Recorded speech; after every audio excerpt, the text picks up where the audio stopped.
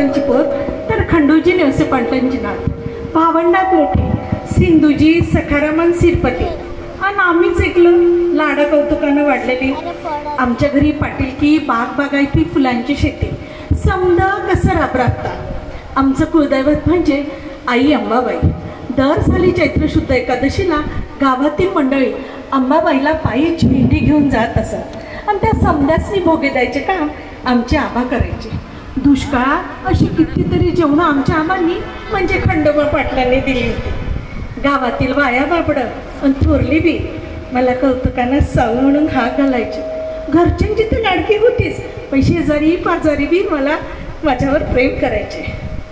दारात कोणी गरीब गरजू आला की माझी पावलं आपसुकच चोंदळाच्या कोठीकडे वळायची आणि माझ्या एवढ्याशा मुठीत मावेल तेवढं मी त्याच्या झोळीत घालायचे.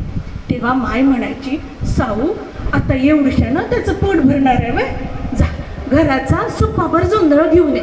मग आम्ही धावत धावत जात असू आणि सुप्पाभर जोंधळ त्याच्या झोळीत घालत असू. आमच्या घरी पेशवाईपासूनच पाटीलकीचा मान होता, तरी सुद्धा घरची आणि मायावरची कामं आम्हाला करावं लागायची. घरी पाहुण्यांचा राबराबता, येणारा जाणारा तंटा बखेडा हे समद आमच्या आबांना बघावं लागायचं. आणि हे समद आमच्या नजरेतनं कसा दर सुटेल आमची बी साऱ्याच गोष्टीत लडवड असायची. तेव्हा माय म्हणायची, आपली साऊ एखाद्या राजाची राणी शोभे आणि त्याच्याशी गुन्हाचा संसार करेल. तेव्हा बाई आम्हाला लाचच वाटायची. मी 5-6 वर्षाची होत नाही तर आमच्या मायनं चुलीवर भाकऱ्या भाजायला शिकवल्या. मी भाकऱ्या झाल्या की लहान भावंडांसोबत मळ्यात जाऊन लगोऱ्या खेळायची आणि समद्यांची नजर चुकवून झाडावर चढून चिंचा बोरा बी पडायची. तेव्हा मात्र माय रागवायची, साऊ आता तू काय लहान राहिलीस झाडावर चढून चिंचा बोरा तोडायला, उतर खाली उतर. अगं पाटलाची पोर तू, लोक काय म्हणतील, लगीन करायचंय, उतर उतर म्हणते ना, चल चल घरी चल. खरंच पोरी बाळीची जात कशी भरभर वाढते ते काय खोटं नाही. आता 7-8 वर्षाच्या पोरीला काय कळतं, पण हा काळच तसा होता. एवढीशा पोरीचं लगीन करू नये हे तेव्हा कुठे ठाऊक होतं. आता लगीन करायचं म्हणजे तोला मोलाचं घराणं पाहिजे का नाही. तेव्हा आमच्या आबांच्या ओळखीतल्या सगुणाबाई क्षीरसागर म्हणून बाई होत्या, त्यांचं आमच्याकडे येणं जाणं असायचं. एक दिवस त्यांनीच गोट काढली. म्हणल्या, खंडोबा पुण्यात गोविंदराव फुलेचं नावाजलेलं घराणं आहे. घरी 35 एकर शेतमळा बाग बागायती समद कसं राबराबता. पोरगबी शिकलं सवरलं असून हुशार आहे. ज्योतिबा त्याचं नाव. आणि एक सांगू, आपल्या साऊ आणि अंगानं बी चांगलं धट्टा कट्टा आहे. दोघांची बी जोडी चांगली शोभून दिसेल बरं. झालं आजवर परकर पोलक्यातली मी अवजड काठापदराचं लुगडं घालून डोक्यावर पदर घेऊन मान खाली घालून बसली. काय बोलावं काय करावं काही बी सुचेना. पण आमच्या मायनं आमची उजळणी आधीच करून घेतली. तरी सुद्धा जीवात थरथर, पोटात भीतीही होतीच. पाणीचा कार्यक्रम आटोपला तसं मी माझघरात धावत गेली. तोच दिवाणखान्यातून समद्याचा हसण्याचा आवाज कानी पडला. आमचे सासरे आमच्या आबासनी म्हटले, खंडोबा तुमची पोर लई कोणाची, अहो नक्षत्रवाणी रूप तिचं. असली पोर आम्ही सून म्हणून पत्करतो, वाढवा वाढवा तिचं कुकू. झालं आमच्या आबांना आता गगनच ठेंगणं झालं. खास पुरणपोळीचा बेत केला गेला आणि मुहूर्ताची सुपारी फुटली. काय बोलावं काय काही कळेना. पण एवढ्यातच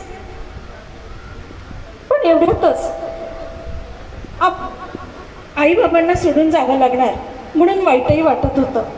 खरंच पोरी बाईची जे जा तशीच असते बघा. एका डोळ्यात आसू घेऊन जगायचे आणि दुसऱ्या डोळ्यात आसू घेऊन जगायचं. मग महिन्याभरात आमचं थाटा माटात लगेच झालं. अख्खं नायगाव घरचं कार्य म्हणून कामाला आले होते. खास पुरणपोळीचा बेत केला गेला आणि मुहूर्ताची सुपारी फुटली. सावंदांना सोडून जावं म्हणून वाईटही वाटत होतं. आणि ते साल म्हणजे 1840. त्यावेळी आमचं वय होतं 9 वर्षाचं. आणि आमच्या शेटजींचं, हो मी आमच्या शेटजींना ज्योतिरावांना शेटजी म्हणून हाक घालायचं. त्यांचं वय होतं 13 वर्षाचं. पण लग्नानंतर मात्र आमच्या शेटजींच्या शिक्षणात खंड पडला. त्यानं हंगामा केला की शिक्षणाचा अधिकार फक्त भटब्राह्मणांचा, शूद्रांना शिक्षण देणं आणि घेणं म्हणजे पापाचं धनी होणं, धर्म बुडाला असे म्हणत 400 ब्राह्मणांना गोळा केला आणि टाहो फोडला. आमच्या शेटजींच्या हातात पाटी पेन्सिल ऐवजी कुदळ पावडं आलं आणि ते मळ्यात जाऊन रागवू लागले. पण त्यांचे ते हाल आमच्या आत्या सगुणाबाई क्षीरसागर यांना काही बघवलं नाही. त्यांनी पुन्हा परमिशन काढली कंडक्टर साहेबांकडून आणि आमच्या ज्योतिरावांचं शिक्षण पुन्हा सुरू झालं. आमचे शेटजी जात्याच हुशार, शाळेतील पुस्तकं घरी आणून रातभर वाची, त्याच्यातील कथा आम्हाला पण सांगत. पण आम्ही मात्र नक्क ते प्रश्न विचारून आमच्या ज्योतिरावांना अगदी भांडावून सोडत होतं. आमच्या ज्योतिरावांचे मैत्र वावेकर, परांजपे जातीने ब्राह्मण, पण जुन्या चालीरीती, अस्पृश्यता, कर्मकांड यावर मात्र तावातावाने बोलत. त्या चर्चेत मला पण सहभागी करून दिले. त्यामुळे की काय माझ्या जाणीवा जागृत आणि प्रगल्भ झालेल्या होत्या. आम्हाला खरी प्रेरणा होती ती आमच्या शेटजींची. त्यांची तपस्या आता कामाला आली होती. जयाचे मुळे मी कविता रचिते, जयाचे कृपे ब्रह्मा आनंद चित्ते, जयाने दिली बुद्धी सावित्रीला, प्रणाम करी मी येथे ज्योतिबाला. तुम्ही विचारा हा प्रणाम कशासाठी? पती परमेश्वर आहे म्हणून की स्त्रीने त्याचा दासत्वाचा स्वीकार केला म्हणून? पण खरं सांगू, गोविंदराव फुले म्हणजे माझे सासरे, त्यांच्या घराण्याची सून होण्यापूर्वी मी तुमच्यातीलच एक महिला होती. पण ज्योतिरावांशी जीवनगाठ पक्की झाल्यावर त्यांच्या विचारातील उदात्तता, मानवतावाद, नवविचार मनोमन जाणवू लागले. थॉमस पेन यांच्यासारखी पुस्तके लिहावी एवढी विद्वत्ता त्यांच्याकडे निश्चितच होती. पण एक दिवस मात्र कहर झाला होता. आमच्या ज्योतिरावांना कोणीतरी डिवचलं होतं. पिंजऱ्यातील बंदिस्त वाघाला डिवचावं तसं. मी नेहमीप्रमाणे शेटजी घरात शिरले आणि मी पाणी घेऊन आले. तर त्यांचा संतापाचा बांध फुटला आणि जणू लावारच बाहेर पडावे असे तप्त शब्द बाहेर पडू लागले. या भटब्राह्मणांनी धर्माच्या नावाखाली केवळ उच्चार मांडलेला आहे. लग्नासारख्या पवित्र कार्यात शूद्रांना हीन लेखण्याचा, त्यांना ऋणास्पद प्रकार आणखी किती दिवस खपून घ्यायचा? नाही, याला वेळीच पायबंद घातल्याशिवाय हा ज्योती राहणार नाही. आणि ज्यांच्या मनात करुणा, ममता, समता नाही, हे कसले भोवते आमचा सामाजिक दर्जा ठरवणार आहे? हे कोण, कुणी अधिकार दिले त्यांना? हे सगळं ऐकलं आणि मी मात्र घाबरले. काहीतरी अनिष्ट घडीत घडले निश्चित, पण काय झाले कळत नव्हते. मी त्यांना शांत केलं आणि पाण्याच्या घोटाबरोबर त्यांनी मला सांगायला सुरुवात केली.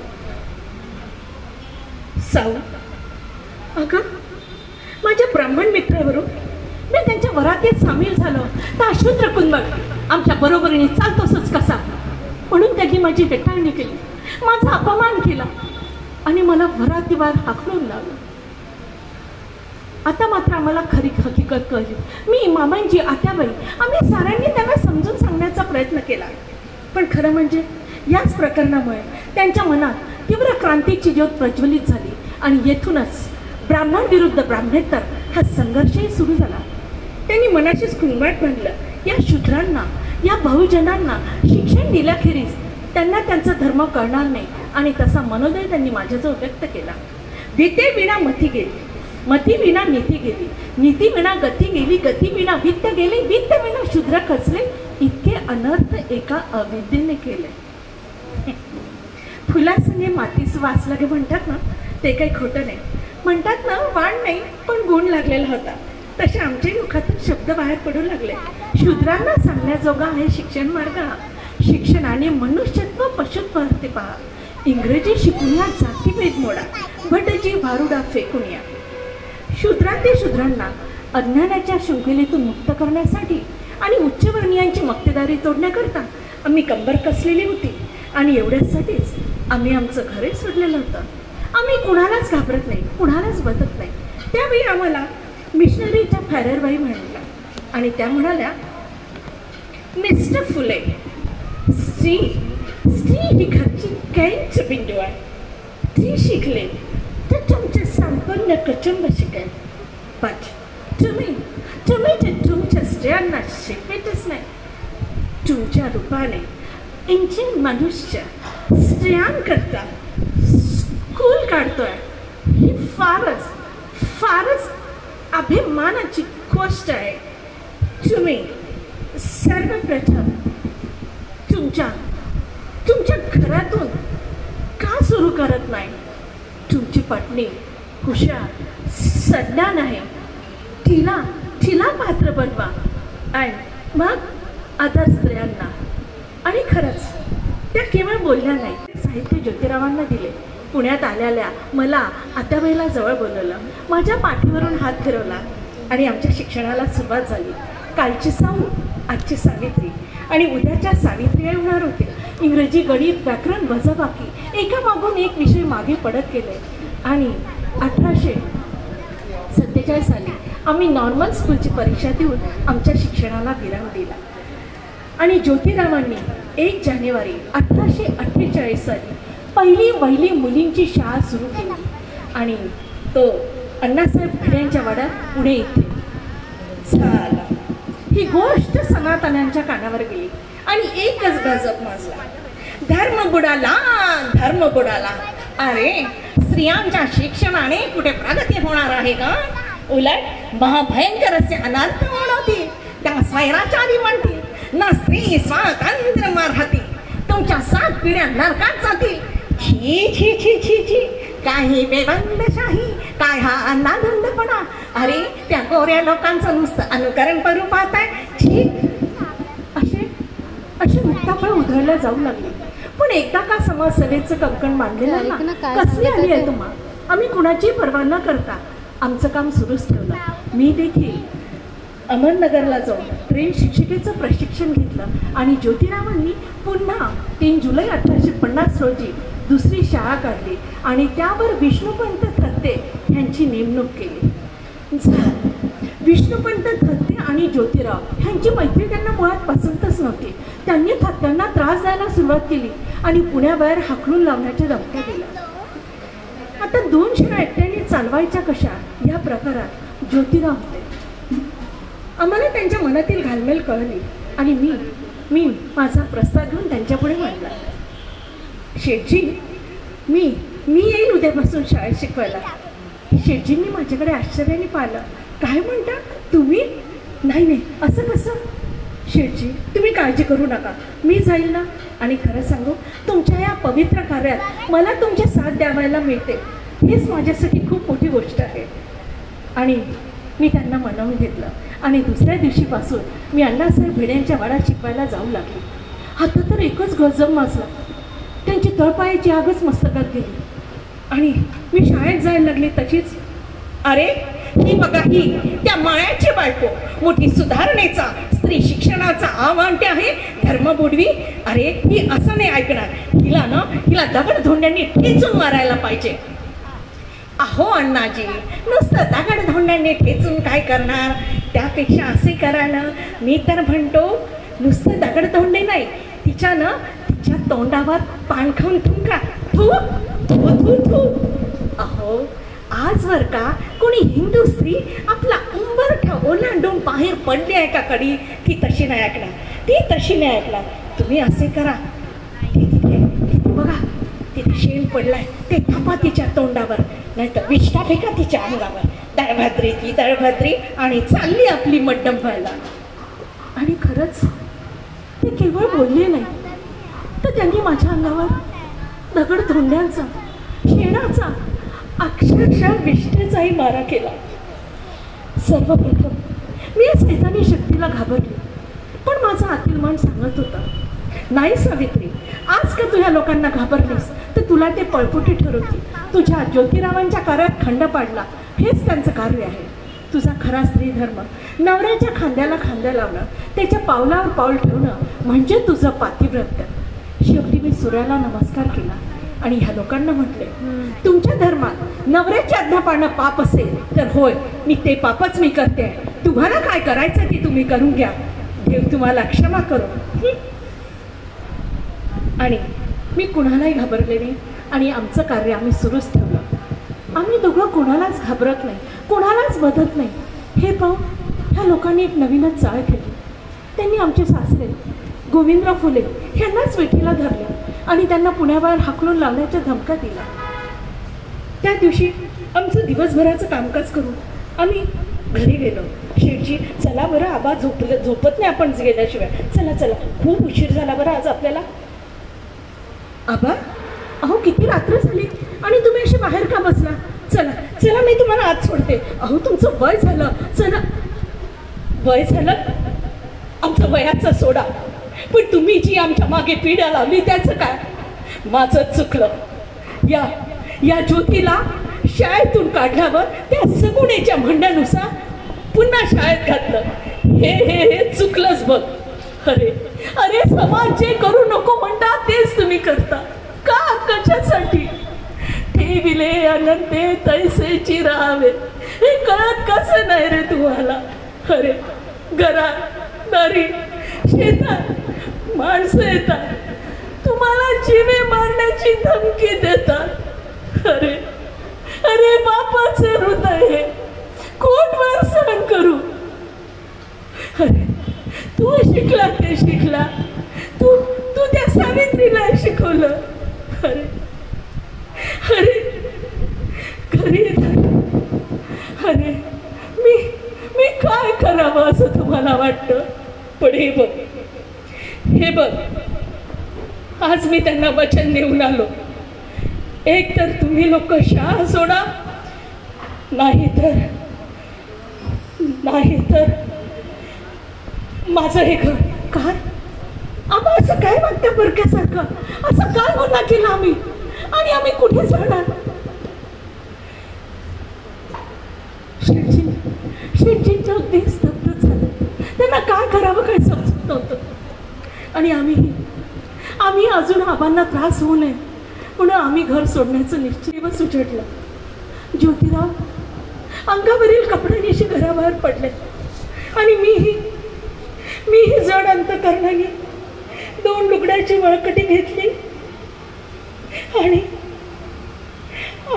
ज्योतिरावांच्या मागोमाग चालू आलं. मी दार उघडलं. आबा काय झोपेत आहे का? ओट्यावर बसले होते. त्यांनी डोळ्याला उपरणे लावले. मी त्यांच्या पायावर डोके ठेवले. तोच त्यांच्या डोळ्यातील अश्रूने माझ्या मस्तकावर जणू जलाभिषेक केला. खरंच कुणी कोणाचं सांत्वन करावं आणि कुणी कोणाची कीव करावी असा तो प्रसंग होता. आमचं ठीक आहे, आमच्या पुढे एक विशिष्ट ध्येय होतं. पण आबांच्या जीवाची नाही होत होती. हा समाज न धड आम्हाला जगू देत होता, न धड मरू देत होता. मी मात्र द्विधा मनस्थितीत वावरत होते. पतीच्या आज्ञेसाठी मला पितृतुल्य सासऱ्यांना सोडून जावं लागत होतं. आजवर त्यांनी पोटच्या लेकराप्रमाणे माझ्यावर माया केली होती. पण शेवटी मी आबांना शेवटचा नमस्कार केला आणि शेठजींच्या मागोमाग चालू लागलो. अशा परिस्थितीत आमच्या मदतीला धावून आले ती उस्मान शेख. त्या प्रसंगी ते म्हणाले, बहन जी, आप लोग दुनिया का भला करते हो, मगर वो लोग आपकी दूर बुलाए. आपका भगवान हो या हमारा आला ताला, आप जैसे नेक इंसान का बुरा कैसे करेगा? न तुम हिंदू हो न हम मुसलमान, अरे इंसान है हम, और इसी इंसानियत के नाते हम सब एक है. डरो मत, आज से हमारा घर बार सब कुछ आप ही का है. न कुठे धर्म अडवाला, न कुठे जात आडवी आली, केवळ माणुसकी आणि मानवतावाद हेच कामाला आले. त्यांनी त्यांचं घरच नाही तर कपडे लत्ते भांडी कुंडी सारं काही आमच्या स्वाधीन केलं. आमच्या आत्या आम्हाला भेटून गेला, आमचं मानसिक मनोधैर्य वाढून गेलं. पण या बिकट परिस्थितीतही आमचं ध्यानदानाचं कार्य मात्र सुरूच होतं. त्यामध्ये आम्ही खंड पडू दिला नाही. काही दिवसांनी परिस्थिती पूर्ववत आली आणि तेव्हा पुन्हा ज्योतिरावांनी शाळा काढायची ठरवली. पण या लोकांच्या भीतीपायी कोणी बहुजन मुलींना शाळेत टाकवायला तयार नव्हते. मग अशा वेळेला लहुजी मांग आणि रानवा भार यांनी पुन्हा आपल्या जाती बांधवांना शिक्षणाचं महत्त्व दिलं आणि पुन्हा एकदा नवीन शाळा सुरू केली. आणि या वेळेला आम्हाला पुन्हा उस्मान शेख मदतीला धावून आले. त्यांनी त्यांची नवीन इमारतच आम्हाला शाळेसाठी खुली करून दिली. आमचं कार्य सुरू होतं. आमच्या कार्याचं कौतुक म्हणून इंग्रज आंदोलनातील जॉन गॉर्डन यांनी आमचं कौतुक म्हणून ज्योतिरावांना स्त्री शिक्षणाचा आद्यजनक ही पदवी दिली आणि त्यांना सन्मानित केलं. पुन्हा ऑब्झर्वर या वृत्तपत्राने देखील ज्योतिरावांच्या कार्यांची प्रशंसा केली. आता आम्हाला लोकमान्यतेबरोबर राजमान्यता देखील प्राप्त व्हायला लागली होती. पुण्यातील मेजर किंडी यांनी पुण्यात भव्य गौरव समारंभ आयोजित केला आणि तेथे ज्योतिरावांना शाल आणि श्रीफळ देण्याचं जाहीर केलं. पण इथे सनातनांच्या पोटात पक्षू उठलं, कारण शाल आणि श्रीफळ देण्याचा प्रकार केवळ संस्कृत पंडितांचाच होता. पण त्यांना कुठे माहिती आहे ज्योतिरावांचं कार्य कितीतरी उच्च कोटीचं होतं. आम्ही दोघं कुणालाच घाबरत नाही, कुणालाच बदत नाही, म्हणून आमच्या मृत्यूचाच घाट घातला गेला. त्या दिवशी आम्हाला असा डोळा लागलेला होता. आम्ही झोपी जात नाही, तोच बाहेरच्या दारातून किर्र असा आवाज आला. मी कोण आहे म्हणून विचारलं तर कोणी आवाज देईना, पण त्यातल्या एकाच्या हातातले सुळे मात्र पडले. मी ज्योतिरावांना बाजूला केलं आणि म्हटलं, हो उठा उठा, बघा कोण आले तरी, काहीतरी पडल्याचं जाणवत आहे. मी समोर आली आणि एकदम बघते तर काय, 2 मारेकरी हातात सुळे घेऊन आमच्या समोर आले. मी त्यांना म्हटलं, तुम्ही कसे आलात आणि का मारायला आलेत?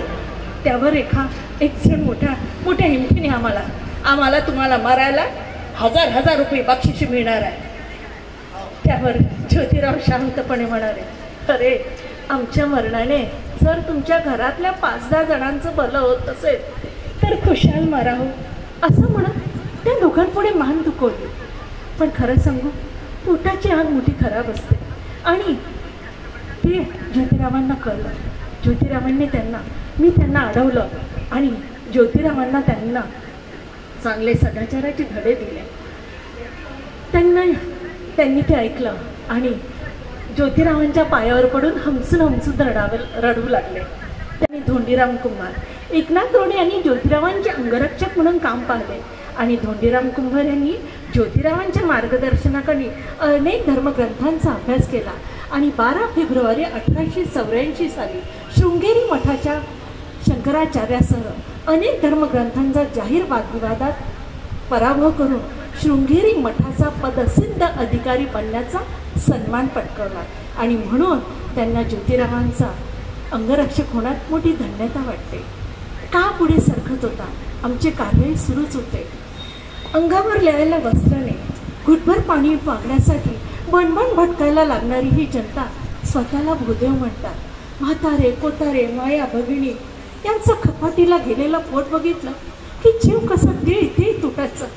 पाणी वाढा हो मायबाप अशी आर्त हाकाली की जीवात लाही व्हायची. अरे पाणी हे तर निसर्गाचं देणं, त्यावर कुणाचा मालकी हक्क असण्याचं कारणच काय? आम्ही कुणाची पर्वा न करता आमच्या घरची हक्काची विहीर या सारांसाठी खुली केली. ते झालं होतं 1868. का पुढे सरकत होता.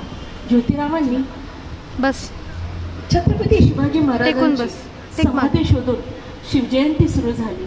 एवढेच नव्हे तर 24 सप्टेंबर 1873 रोजी सत्यशोधक समाजाची स्थापना केली आणि त्यामध्ये आमची दत्तक पुत्र यशवंता काशीबाई जेव्हा जीव द्यायला निघाली तेव्हा ज्योतिरावांनीच तिला अडवल्याद्वारे अनेक बांधकाम, इमारती, धरणे यांनी बांधकाम केलं. तुम्हाला उदाहरण द्यायचं सांगितलं तर पुण्याहून जेव्हा आपण साताऱ्याकडे जातो, जो कात्रजचा बोगदा आहे तो त्या कंपनीनेच बांधलेला होता. खडकवासल्याचं धरण देखील त्याच कंपनीने बांधलेलं होतं. एवढंच नव्हे तर सयाजीराव गायकवाड यांचा राजवाडा देखील या कंपनीनेच बांधलेला होता. काय ज्योतिरावांचं कार्य सांगावं आणि काय नाही असं ते कार्य होतं. ज्योतिरावांचं कार्य म्हणजे ज्योतिराव आणि सावित्री म्हणजे एका नाण्याच्या 2 बाजू. काळ पुढे सरकत होता आणि ज्योतिरावांची तब्येतही आता खंगत चाललेली होती. नुकताच त्यांनी शेतकऱ्याचा आसूड, ब्राह्मणांचा कसब, गुलामगिरी असे ग्रंथांचं लेखन केलं. सार्वजनिक हा सत्यधर्म हा ग्रंथ लिहिताना त्यांना अर्धांगवायूचा झटका आला आणि त्यांची इच्छाशक्ती इतकी प्रबळ, त्यांना उजव्या हाताने लिहिता येत नसूनही तो ग्रंथ त्यांनी डाव्या हाताने लिहून पूर्ण केला. बघा बघा हे ज्योतिराव कसे होते, त्यांनी काय कार्य केलं. आणि एक दिवस मला ते म्हणाले, साऊ आता ही माझी शेवटचीच वेळ आहे बरं. मला असं वाटतं आपण आता गावकऱ्यांना माझ्या भेटीला बोलवून घ्यावं. त्यामुळे एकनाथ रोडेंनी परांजपेंनी गावोगावी निरोप पाठवला आणि आलेल्या कार्यकर्त्यांना ते म्हणाले, बंधूंनो या बसा. हे बघा आता आपली ही शेवटचीच भेट आहे हो. पण मी तुम्हाला सांगतो, तुम्ही आपण आजवर जे कार्य केले ते कार्य असेच नेटाने चालू द्या. सावित्री तुमच्या सोबतीने आहेच. आपल्याला आजवर याचं फळ जरी मिळालं नसेल तरी येत्या काही वर्षात आपल्याला त्याचं फळ निश्चित मिळेल. पण तुम्ही पेशवाई जशी वागता तशी न वागता वाघाप्रमाणे जगा. कसायापुढे आपली मान तुकवू नका. हे बघा अंगलाई आज आहे उद्या नाही, पण जोपर्यंत ही इंग्रजी राजवट आहे तोपर्यंत साऱ्या शूद्रातही शूद्रांना शिक्षण द्या. शिक्षण ही मनुष्यास मनुष्यत्व प्राप्त करते. शिक्षण ही वाघिणीच्या दुधाप्रमाणे आहे, त्याप्रमाणे तुम्ही शिक्षण द्या. आणि हे बघा हे कार्य असंच नेटाने चालू द्या. असं करा, तुम्ही थोडं बाजूला बसा पडवीत. आम्हाला साऊसोबत थोडं हितगु साधायचं आहे. साऊ बसा. हे बघा आम्ही जे सांगतो ते नीट काळजीपूर्वक ऐका. आम्ही आमचं मृत्यूपत्र तयार ठेवलेलं आहे, ते तुम्ही वाचलं आहातच. पण आम्ही सांगितलं त्याप्रमाणे या गोष्टी करायला हव्या. आम्ही गेल्याचं दुःख करीत बसू नका. यशवंताला खूप शिकवा, मोठा करा. आणि साऊ एक शेवटची तुमची एक कविता आम्हाला ऐकावा, म्हणजे आम्हाला शांत डोळे मिटायला बरं होईल. ऐकवता?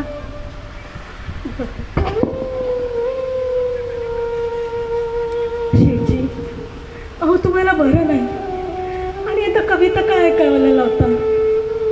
बरं म्हणते तुम्ही शांत व्हा. पण हे बघा त्यानंतर तुम्हाला झोपायचं आहे. बरं तुम्हाला खूप त्रास होतो आणि तुम्ही सांगितल्याप्रमाणे आम्ही करू. आमच्या राहील लक्षात. बरं बस तुम्ही थंडावा आहे, तुम्ही पडा, मी तुमचे हात चेपते. जीवन खुलविला आनंदाचा मळा, पुण्यनगरीत सुरू झाली सावित्रीची शाळा. अक्षर गिरवू लागली सान छकुली मुले. कौतुक त्यांच्या चेहऱ्यावरती हळू खुलू लागले. सार्थक झाले जीवनाचे अन लाभे कल्पतरू. पुण्यनगरीत सुरू झाली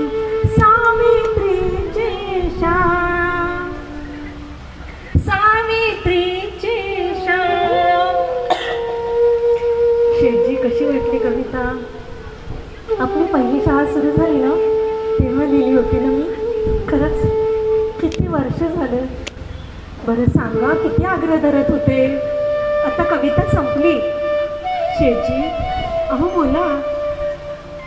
शेठजी, शेठजी, शेठजी, अहो उठा. शेठजी, काय झालं? शेठजी उठा. असं काय करता? शेठजी बोला ना, बोला ना शेठजी. अहो तुम्हाला काय झालं? परसने भाऊजी, एकनाथजी, बघा ना शेठजीला काय झालं? शेठजी उठा ना, शेठजी उठा. हे बघा तुम्ही मला वचन दिलं होतं, तुम्ही मला असं अर्धवट सोडून जाणार नाही. तुम्ही तर म्हणालेत ना, ज्योतिबाची सावित्री मावली आणि हा प्रवास अर्धवट कसा सोडून गेले. शेठजी उठा ना शेठजी. शेठजी उठा ना. मी हटवणारा कसा सांभाळणार आहे तुमच्याशिवाय. शेठजी उठा.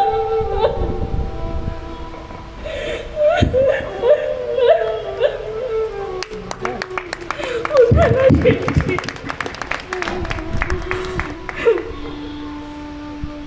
त्यांची अंतिम तयारी सुरू होती. तिरडीवर पेट येऊन पडलेलं टिटवा समोर होत. मी यशवंताला घेतलं. बाळा चल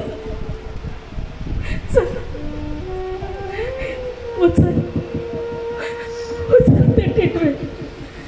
आमचा यशवंत टिटवा उचलला. तोच शेठजींचे पुतळे, महादाची फुलं तिथे आले. आणि इतका कोण कुठचा जातीचा ना पाठीचा, तू त्याला स्पर्श करायचा नाही. तो अधिकार तुझा नाही. कारण तू ह्यांचा मुलगा नाही. बाजूला हो म्हणते ना. काय म्हणता? अहो यशवंत आमचा मुलगा. आम्ही या साऱ्यांच्या साक्षीने त्याला दत्तक घेतलं. बोला ना तुम्ही गप्प का? तुमच्या समोर तुमच्या साक्षीने आम्ही यशवंताला घेतलं ना. आणि हे काय म्हणता? काय म्हणाली? कारण त्याला तुम्ही जन्म दिला नाही आणि आम्ही त्याचा हक्क मानत नाही. जा बाजूला करा त्याला. काय म्हणालात? यशवंताचा तुम्ही हक्क मान्य करत नाही कारण मी त्याला जन्म दिला नाही. अहो शेठजी, बघताय ना तुम्ही जाऊन काही तास झाले नाही तर हे बघा विरोधक कसे आले. आणि ही संगत तुम्ही मला सांगा, हे सोडून मला सांभाळायला लावतात. तुम्ही असताना हे हाल, तुमच्या नंतर मी कसं सांभाळणार आहे? शेठजी मला माफ करा.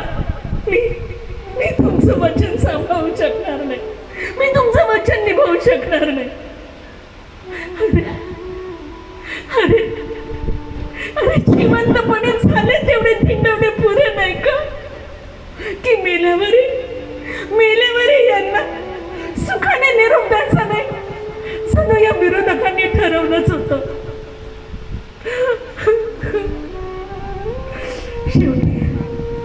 शेवटी मीच कठोर आणि कणखर झाले. आणि काय म्हणाला? यशवंताला टिटवा उचलण्याचा अधिकार नाही कारण त्याला मी जन्म दिला नाही. बरोबर आहे, ठीक आहे. पण महादाजी, मी इथे बोलणार नव्हती, पण तुम्ही मला बोलण्याला भाग पाडलं. त्यांच्या मृत्यूपत्रात लिहिल्याप्रमाणे तुम्हाला त्यांच्या मृत्यूच्या वेळी इथे येता कामा नव्हे. त्यांना तिरडीलाही स्पर्श करता येत नाही आणि त्या टिटव्याला देखील नाही, असं त्यांनी माझ्याकडनं वचन घेतलेलं होतं. त्यामुळे निघा म्हणता ना. आज इथे उभे असणाऱ्या साऱ्यांना मी सांगू इच्छिते, यापूर्वी कदाचित घडलं नसेल, या पुन्हा हे पुढे घडेल की नाही शंका आहे. मी महात्मा ज्योतिबा फुले यांची पत्नी सावित्री फुले या नात्याने त्यांचं टिटवही मीच उचलेन आणि त्यांच्यावर अंतिम दान संस्कारही मीच करेन.